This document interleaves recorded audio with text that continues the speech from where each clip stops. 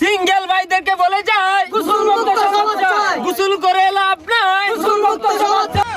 এই বেটাটারে ঠান্ডা পানির মধ্যে 2 ঘন্টা চুবাই রাখলে এই বেটাটা গোসলের মর্ম বুঝবো।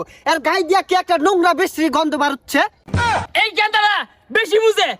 সংগ্রামী উপস্থিতি, এই কনকনে শীতের মধ্যে আমাদের জন্য গোসল কিন্তু একটি খুব কঠিন বিষয়।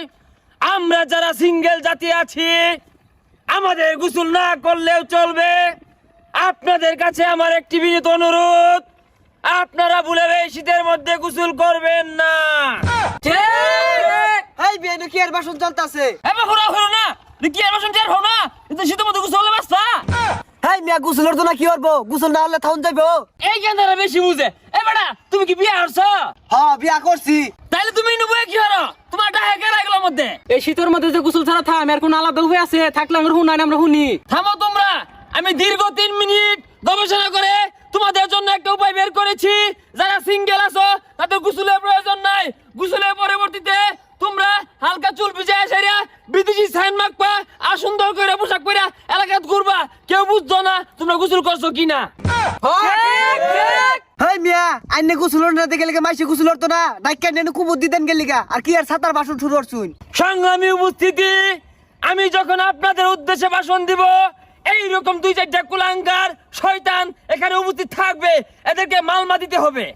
আরে বাড়া মালমা হইতো না, মামলা হইব। আর আন্নে এগুলার কথা শুনুন না, যে ভালো রান্না বক্তৃতা চলে যান, আমরা আছি। এবার থামো, এত ভুল ধরো না। যেটা কইছে এটা আসা। সংগ্রামী উপস্থিতি, আসুন আমরা হাতে হাত রেখে কাঁধে কাঁধ মিলিয়ে এই সব ষড়যন্ত্রকারীদের আমরা রুখে দাঁড়াবো।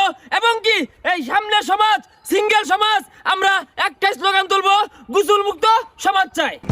এই বেসারিস্তা বেটাটা বেশি বুঝে। আইনের আমার কথা শুনুন। এই বেটাটারে ঠান্ডা পানির মধ্যে 2 ঘন্টা চুবাই রাখলে এই বেটাটা গোসলের মর্ম বুঝবো।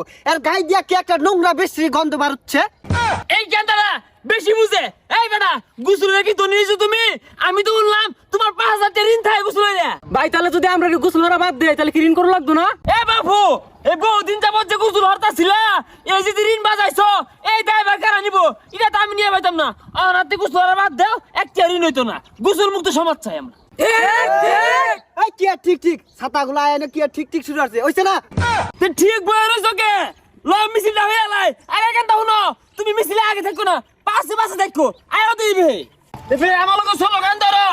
সিঙ্গেল ভাইদেরকে বলে যায় গোসল মুক্ত সমাজ চাই। গোসল করে লাভ নাই। গোসল মুক্ত সমাজ চাই। অবিবাহিত ভাইদেরকে বলে যায় গোসল মুক্ত সমাজ চাই। এই শীতের মধ্যে বলে যায় গোসল মুক্ত সমাজ চাই। কনকনে ঠান্ডার মধ্যে বলে যায়